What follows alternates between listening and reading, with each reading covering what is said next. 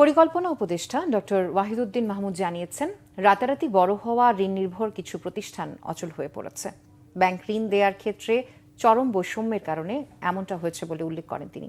বুধবার বিকেলে অর্থনৈতিক শুমারি প্রকাশ অনুষ্ঠানে এ তথ্য জানান তিনি।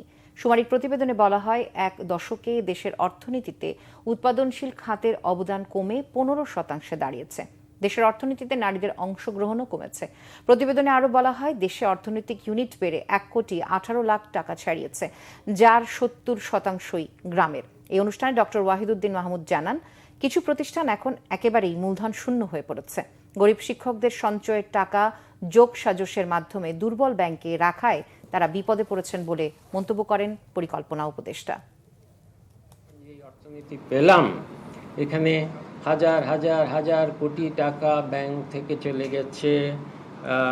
কতগুলো ব্যাংকের সম্পূর্ণ এটা কোনো হিসাবও করা যায় না, কিছুই নাই। ব্যবসা বাণিজ্যের কতগুলো যে বন্ধ হয়ে যাচ্ছে। বড় বড় নামকরা শিল্পগোষ্ঠী, আসল নামকরা না, এরা হলো রাতারাতি বড় হওয়া, ধনী হওয়া যে শিল্পগোষ্ঠী, এদের হিসাব করে এদের তো এখন অচল হয়ে যাচ্ছে। তাদের শ্রমিকরাই আন্দোলন করছে। তাদের আর্থিক হিসাব থেকে দেখা গেল যে কিছুই নাই।